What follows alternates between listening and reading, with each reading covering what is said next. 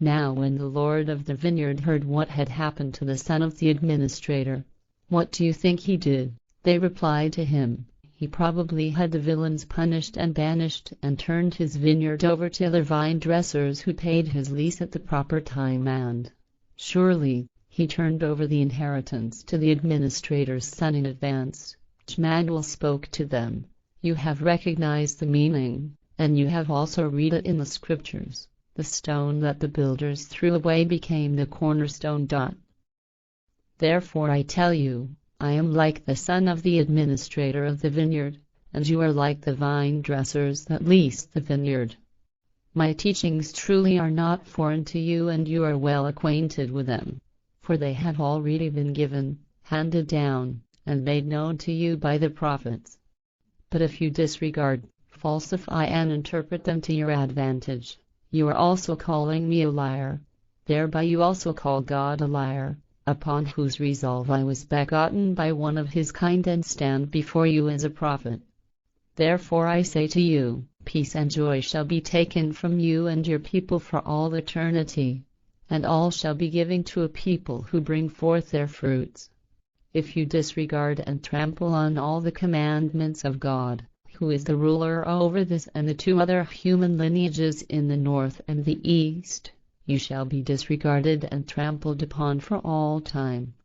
The burden of the Israelite people will be like a heavy stone of the 7 great ages.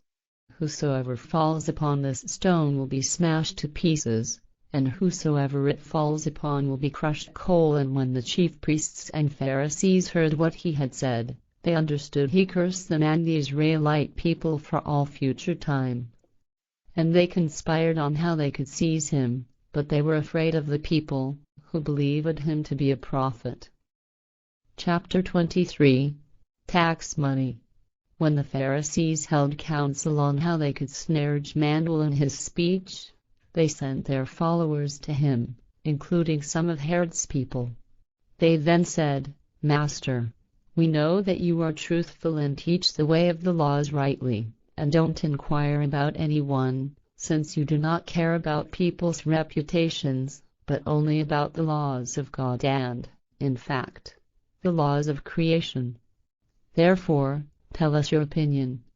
Is it right to pay tax to the emperor or not? But Jmmanuel sensed their malice and said, You deceivers, hypocrites and swindlers, how low in intelligence and understanding are you that you want to tempt me in such a sick and foolish manner? Show me a tax coin so that I can heal you from your sick folly. And so they gave him a denarius.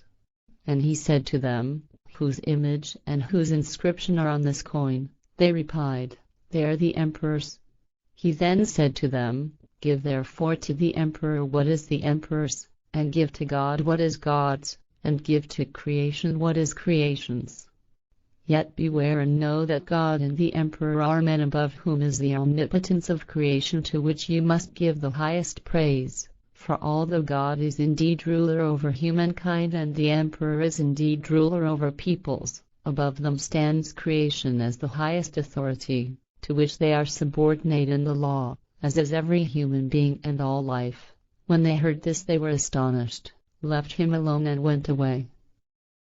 Rebirth. On the same day the Sadducees, who hold the opinion there is no reincarnation, came to him.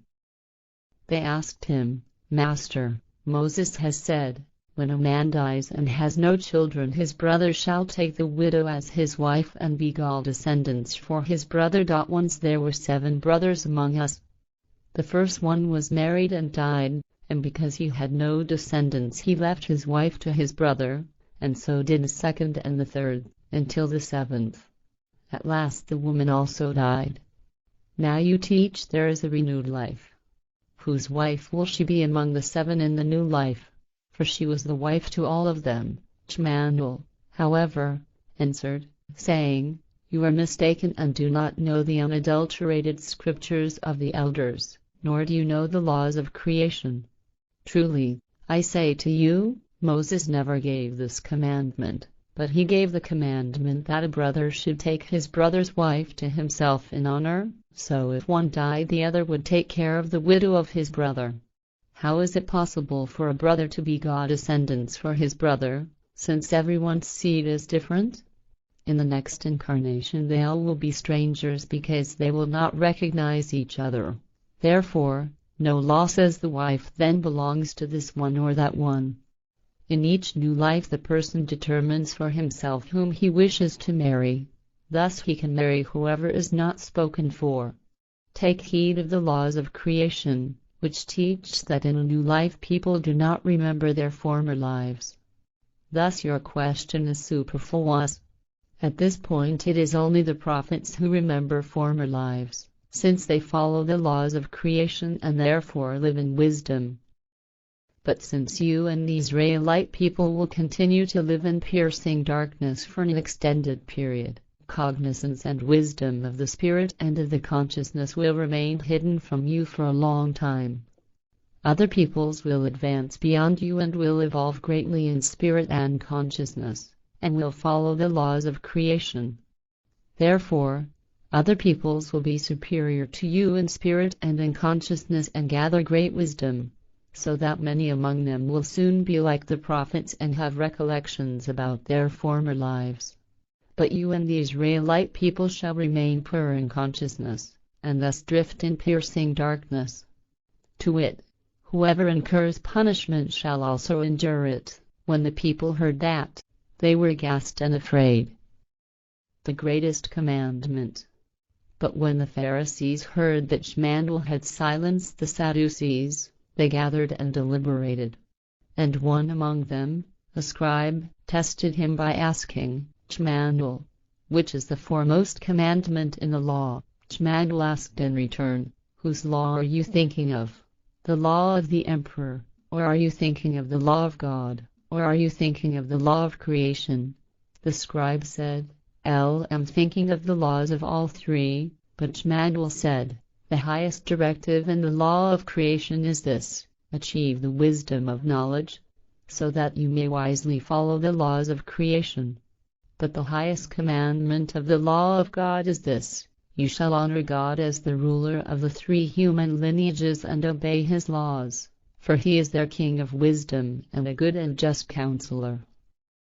And the highest command of the laws of the emperor is this: you shall be obedient to the emperor, follow his laws and give to him the tithe, because he is the ruler over the people and their guardian and protector. These are the foremost and greatest commandments in the laws of the three, as applied to their categories. But the other directive, equal to the first, is this: you shall consider only creation as omnipotent, for it alone is constant in all things and therein is timeless. The emperor and God are transitory, but creation is eternal. Upon these two directives depend the entire law and the prophets. The laws of God and those of the emperor are human laws and are intended to maintain law and order among the people. But the laws of creation are the laws of life and the spirit and, therefore, they are eternal and constant. Likewise eternal is a person's spirit, which is a tiny fragment of creation spirit, for how could creation itself ever cease to be? Hence, when a person dies, their spirit lives on and leaves this side of existence for the other side, where it continues to gather the wisdom of knowledge.